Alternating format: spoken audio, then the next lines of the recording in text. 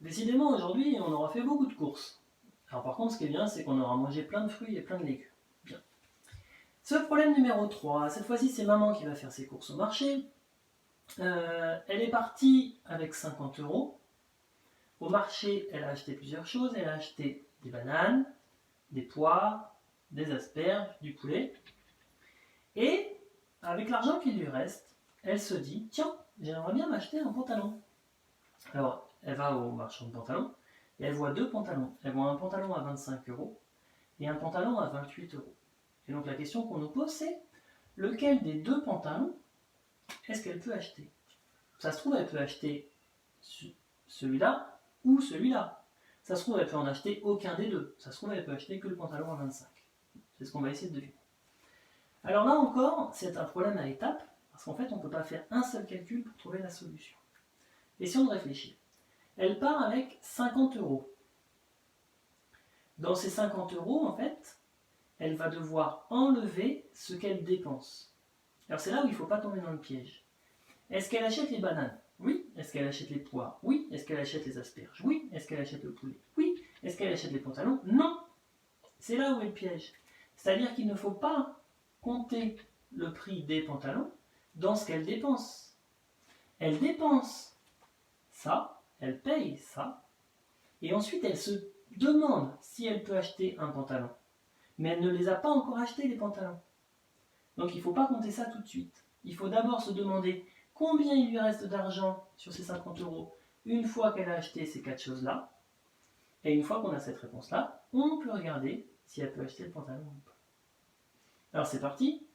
Ce qu'on va faire d'abord, on va essayer de calculer combien est-ce qu'elle a dépensé. C'est-à-dire qu'on va prendre tout ça et on va regarder combien elle a dépensé. Donc, elle achète des bananes, ça lui coûte 4. Elle achète des poires, ça lui coûte 2. Des asperges, ça lui coûte 6. Et un poulet, un beau poulet bien orange, il a été élevé au grain orange, 11. Tout ça, ça fait combien? Tout ça, ça fait... Je ne vais pas prendre cette couleur-là. J'ai plus assez de couleur. Ah, tant pis, je vais prendre du bleu. Tout ça, on cherche à savoir combien ça fait. Bon, c'est une addition. On connaît les parties, on cherche le total. Donc on ajoute nos nombres. Et tiens d'ailleurs, petite astuce par rapport à ce problème-là, enfin par rapport à ce calcul-là, regardez bien. On a 6 et on a 4. 6 et 4, c'est quoi? Ce sont des compléments à 10. Donc je peux trouver le résultat encore plus facilement. Je vais me dire, j'ai une unité, 2 unités et 10, avec 6 et 4, ça me fait 13. Je marque mon 3, je retiens mon unité que je mets avec cette dizaine-là, et donc ça fait 23 euros. Elle a dépensé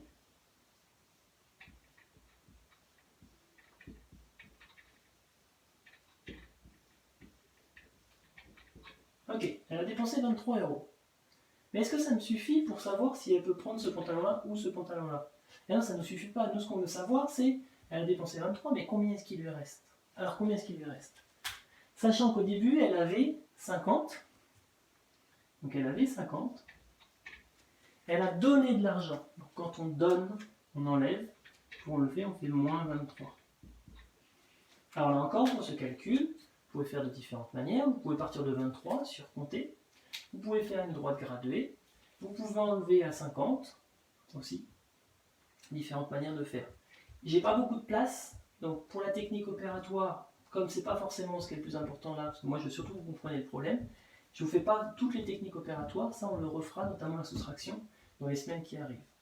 Donc 50 moins 23, ça fait 27. Donc il lui reste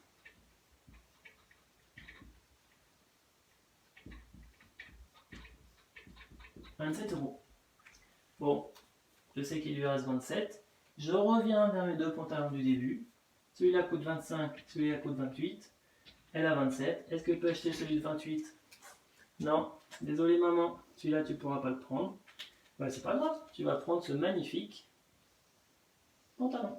Et voilà. Donc la réponse est, elle peut acheter le pantalon à 25 €. Bon courage!